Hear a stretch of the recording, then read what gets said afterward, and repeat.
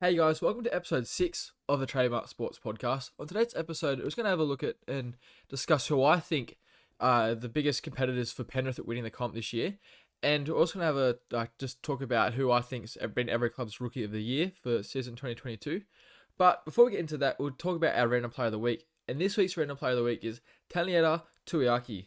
So for all of you young pups who didn't get the chance to watch this guy, he was basically what Sivo and Ravalawa were when they came into the comp. He's absolutely ginormous winger, just running over people, and just such a damaging ball runner, and just an absolute beast. Unfortunately for Tuiaki, he had an ankle injury at the end of 2009, and then a few surgeries, tried to fix it, just didn't get any better, so he had to retire because of injuries. But in that 2009 season before injuries, he played 22 games and scored 21 tries, which set the record for the Tigers' most tries in a year. Over the course of his career, he played 78 games, scored 42 tries. It's a pretty good record, especially this is in the era when the wrestle was massive, so there wasn't many tries going around. He also played for Tonga and New Zealand. So now let's have a look at who I think are the best chance at taking the premiership away from the Panthers. Panthers should definitely should be the favourites for the competition, but I know they're in 8th at the moment, but I think the Roosters are definitely one of the teams to look out for in terms of taking out this competition. They haven't lost a game since their bye, and I think they've won 4 or 5 on the trot now since then. And just look back to the Roosters of old. Their attacking flow and everything, it's really starting to click now. Keary and Walker are starting to play good footy together. But the main reason why I think the Roosters are a premiership threat is they've just been there before. There's so much finals experience in that team, and when times get tough in the finals, they've been there, they've done it all before. Young pups like Sam Walker and Swally, they can look to the older boys like the Tedesco's, Keary's, Rhea Hargraves, even your Daniel Tupou's, Victor Radley, that sort of thing. And I think that's what puts them over the edge for me against some of the other teams like the Cowboys, Sharks, and Broncos who just don't have that final experience just yet. So one of the other teams I think have a shot at winning the comp is the Eels. Now I know right now you're all laughing at me, but I just think we've seen time and time again that the Eels get up for the big games and they win more often than not in these games, as we've seen twice this year when they've beat the Panthers, who now have only lost 3 games. But yeah, and then you look to last year as well. The only reason why their season was ended was against the Panthers in a controversial loss. I think most people thought they probably should have won that one. But another thing that the Eels have on their side, which they haven't had in previous years for me, is they've got a fresh Mitch Moses. So this hand injury meant he's had to have a couple of weeks off. And I think in previous years, we've seen that towards the back end of the season, the Eels as a whole look flat and fatigued.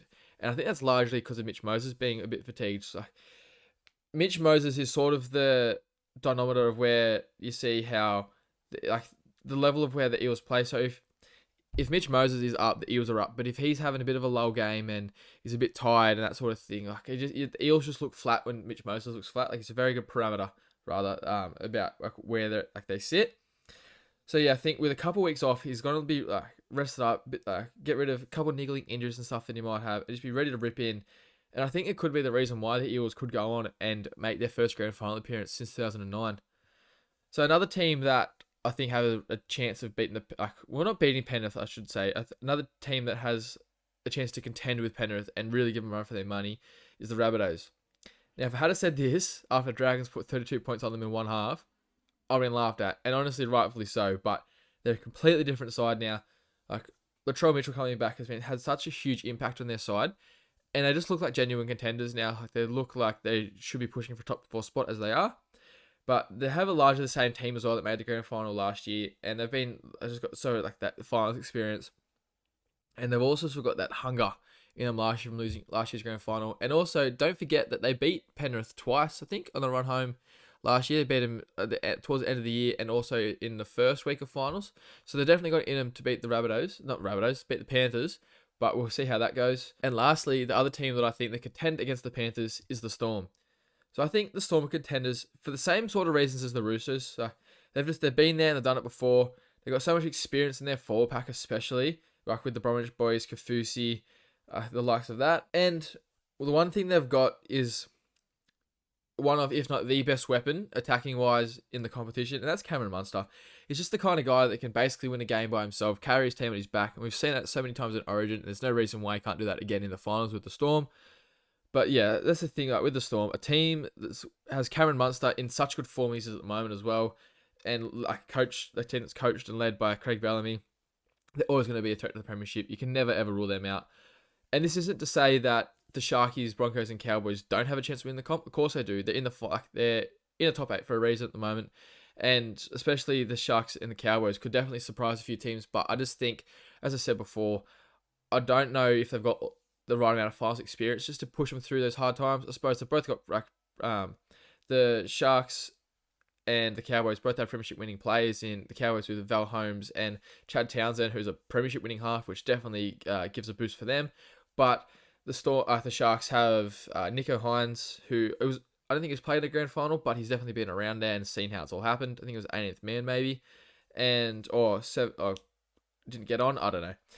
And you've also got Dale Finucane, who's one of the most experienced players in the comp, won a couple of grand finals, and there's no price tag you put on that. But yeah, I just think that the Roosters, Eels, Rabbitohs, and Storm are the most likely teams to give Penrith a run for their money coming into the finals. So now let's get on to each club's Rookie of the Year. So just to reiterate at the start, to qualify as a rookie, you've had to play less than 5 games in a row. So there's a few players there who you might think, just if they haven't played a lot of games, might be eligible for rookies, but they're not.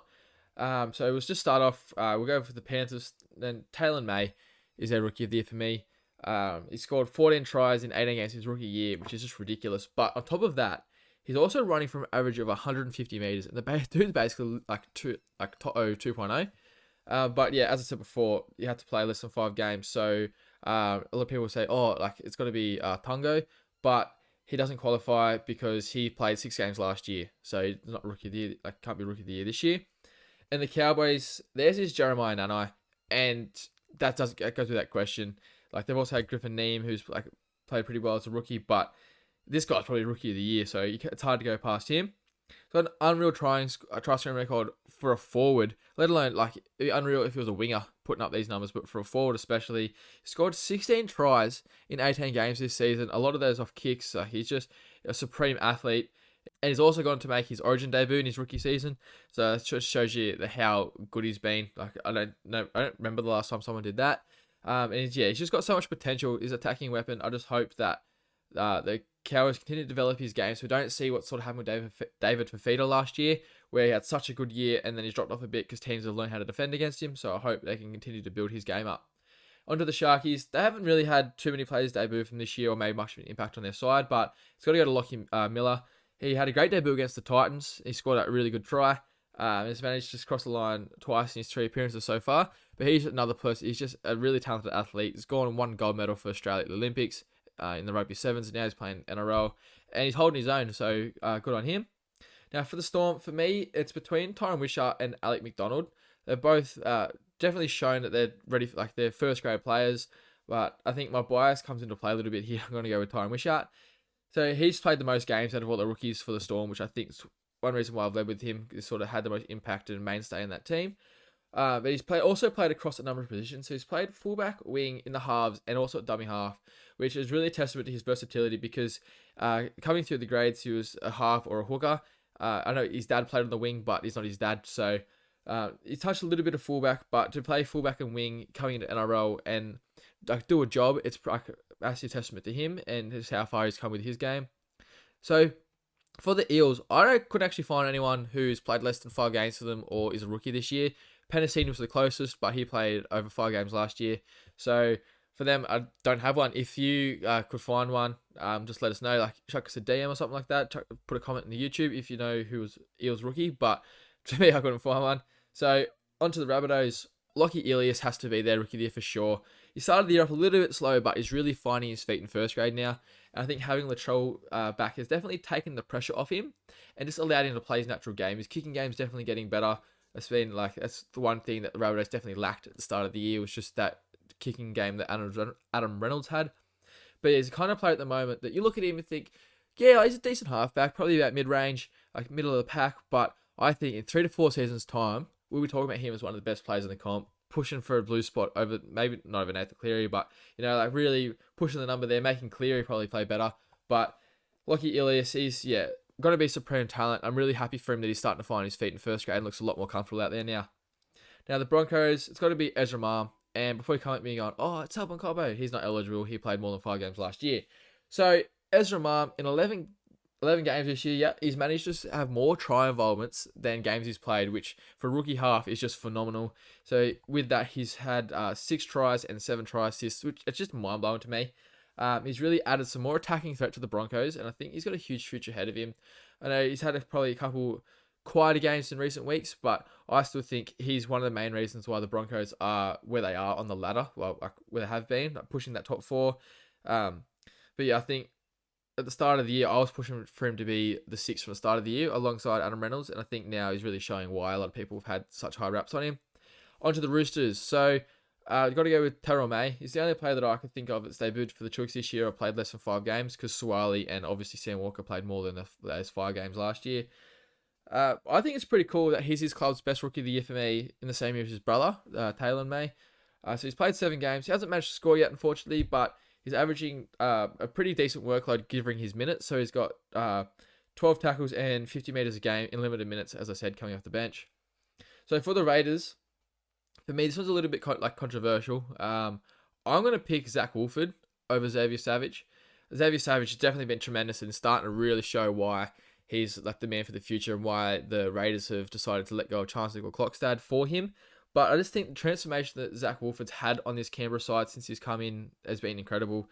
So like the Raiders obviously lost Josh Hodgson to a knee injury this year, and they just looked a little bit lost after that. Like their results definitely reflected they didn't have a solid 9 starting for them. Tom Starling's like great off the bench, but that's sort of his role in that side. Like him starting doesn't have the same punch. So like the Raiders even at times had Adam Elliott debutising for them at hooker, but since Wolford made his Raiders debut, they're just like a different outfit. And I don't think there's a surprise in the correlation between Wolford coming in and the Raiders' form. So yeah, he's really pushing them on to give him a chance at the top 8 spot. So in his 12 games in first grade, he's already got 6 try assists from dummy half, which is phenomenal, especially because he's only just new to first grade, and he's averaging his 22 tackles a game, which is pretty high considering he doesn't get that 80 minutes a game just because of like Tom Starling being there as well. So now we're going to go on to Manly. Yeah, a lot of people definitely have Cooler as their rookie of the year, and 100% if you have that, I'm not going to argue with you. And I think he's definitely, since he scored his first try, he started to just have a lot more confidence in showing what he can do, and he's just lightning quick. But my rookie of the year for Manly is Tuipulotu. In 16 games this season, he scored 10 tries. He's been a mainstay for Manly on that wing there after Saab and Turbo both went down, so they had some wing positions open up. But one thing that's really impressed me is his ability just to get Manly out of their own end and on the front foot. And he's averaging 130 plus running meters a game. So onto the Dragons now. I think it's got to be Michael Molo. As a Dragons fan, a little bit disappointed in the fact that they haven't debuted some more players. But, I mean, I suppose they know better than me. Gotta wait till they're ready. But so the only debutants they've had this year are Michael Molo and Jonathan Rubin, and all the other young guns have played more than 5 games last season. So in 7 games, Michael Molo's crossed the line once, and he's tackling at an impressive 98.5 tackle percent efficiency, which is pretty cool. And one thing I just think is awesome to see is able to play alongside his brother in the NRL. Not many players can say they've done that. So just massive W for the Molo family this year. Onto the Doggies, Jacob Kiraz. Obviously, what a revolution this man has been for the Doggies this year on the wing as well. He's played centre on sometimes, but he's definitely cemented that right wing spot, and I think that's really helped the Bulldogs to their attack because they've got attacking weapons on both sides of the field. I just think their attack, ever since Trent Barrett's left, has just taken off like a rocket ship. In 12 games, he's managed to score 6 tries on that wing while also setting up a couple.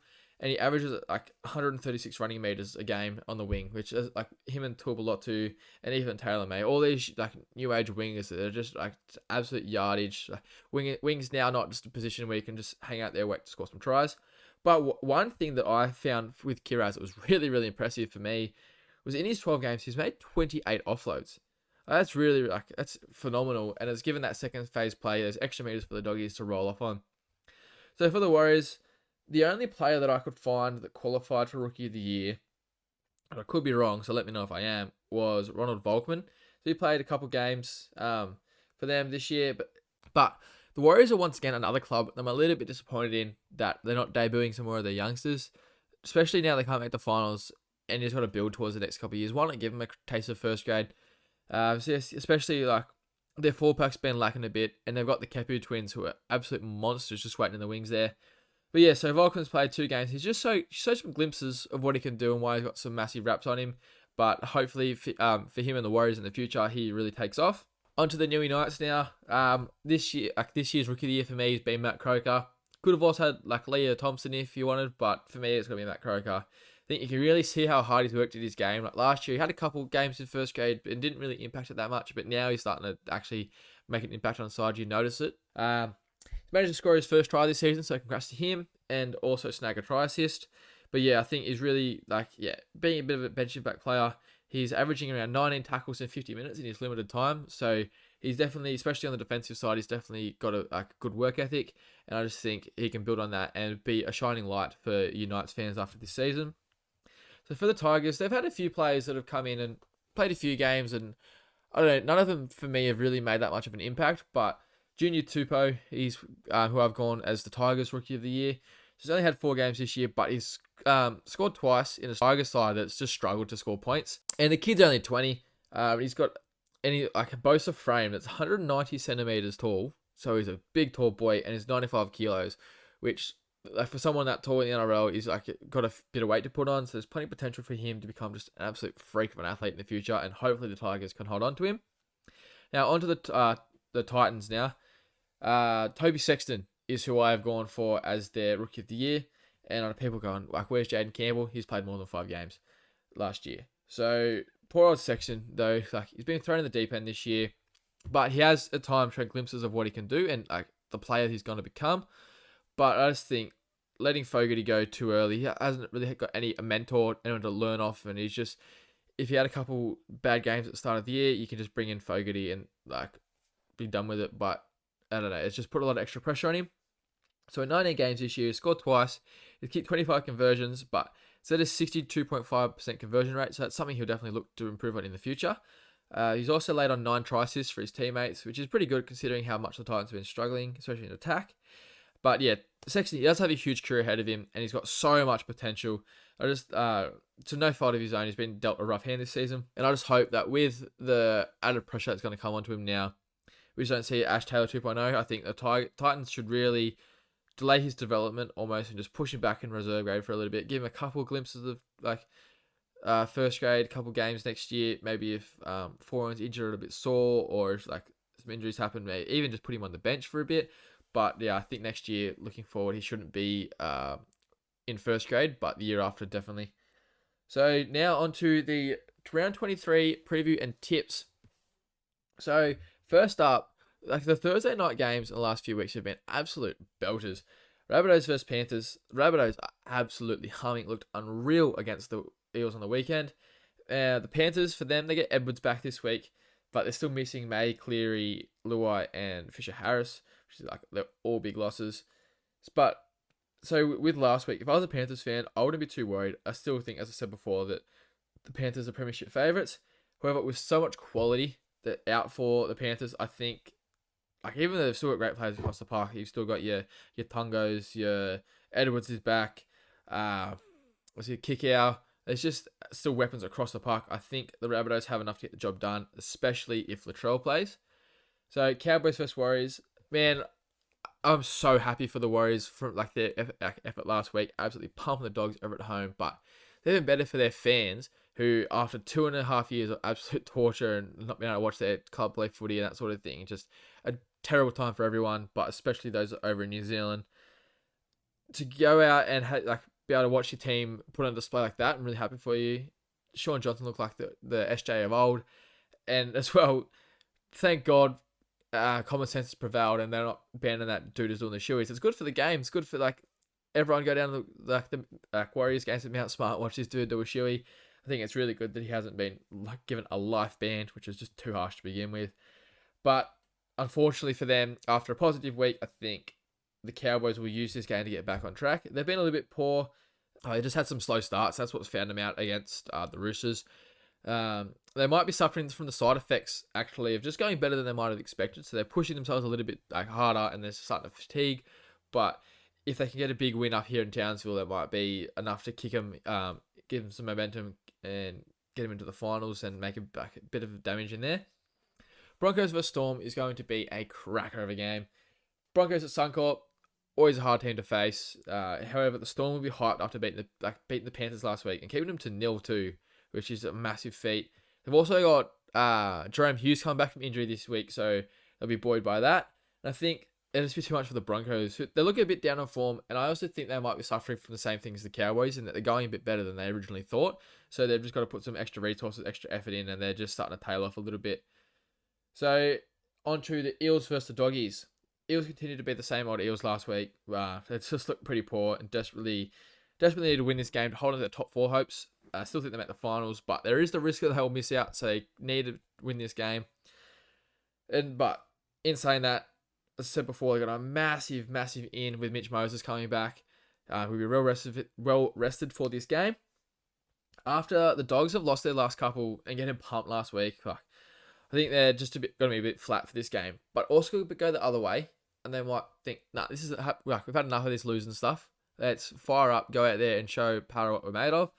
But I think either way, I do think the Eels will come away with the win here, which then takes us to Manly versus Sharks. Manly, man, after getting absolutely torched last week against the Titans of all teams, Manly just seem to have packed their season up, and they're just looking towards next year with hopefully a fully fit team, do some damage to the comp. And as well, they've got no Gerbo for this week, while on the other hand, the Sharkies got the job done against the Tigers. Look sleek. They've got the job done the last few weeks. They're just really starting to look good towards the finals. And basically, I think they'll do the same again here and look to cement a top 4 spot. Roosters versus Tigers. As we talked about before, the Roosters are hitting form at the right time, and this game comes at a perfect time for them, where they can just try some new players that might be doing at training to see how they flow and just take some things back to the drawing board. And I think they'll just put on a really clinical performance. That's what they're looking for. Minimal errors, minimal penalties, just play some good footy and just look like a better outfit than the Tigers. I think the Tigers, they definitely put up a fight, especially in that first 20. But without Hastings, they just look half the side, and I don't think they'll be able to match it with the Chookies, and I think they'll get the job done here. Titans versus Dragons, bit of a dead rubber game for this one. If you're not a Dragons or Titans fan, I can't imagine why you'd even want to watch this game. But Dragons are back at Wynn Stadium. They'll be up for this one, looking to stop their winless streak and just put a nip in the bud of them saying they're a tail off all the time. However, the Titans, they'll have so much confidence going into this game after a huge win last week against Manly. It might be a lot of pressure off everyone's shoulders. They could have the freedom to play, and they could go out there and beat the Dragons. Wouldn't surprise me. But if you're a Titans fan, I'd be so frustrated as well, because where's that been all year? They've obviously got quality across the park and players who can just do this week in, week out, but they're just almost choosing not to. But yeah, as I said, back at Wynn Stadium for the Dragons, and it's also a must-win for them because technically they can still make finals, but they need to win all their remaining games. So I think the Dragons should get the job done back down in Wollongong. So on to the last game of the round, Knights versus Raiders. Man, they've just been putting some yucky games on the final times these last few weeks. So Titans, they've just had so many issues come up just over the last month or so, and it makes you wonder whether there's some stuff going on with the board or with the CEO and stuff like that. And it's just trickling down through the club. You got the Ponga situation. Tuala and Brabham Best were late for the bus. They've been stood down this week. This all happened in the last couple of days. And you got the Clemmer situation as well. Adam O'Brien's press conference has just been all strange. And I just think there's just so much distraction going on at the moment, and they'll find it hard to get up for this one. The Raiders, on the other hand, will be buoyed by getting a win last weekend against a team that's pushing for the top 8 with them and the Dragons, and keeps their finals hope alive, and they'll just look to string a couple wins together. But they also, a huge in for them, is they get Joseph Tarpanay back after a week off with his rib injury, so he'll be well rested, and I think they'll have another dominant win here over the Knights. So that's it for this episode. If you've liked it, make sure you leave a like and subscribe if you're on YouTube, or drop a 5-star review on Spotify and Apple Podcasts. It really helps us out.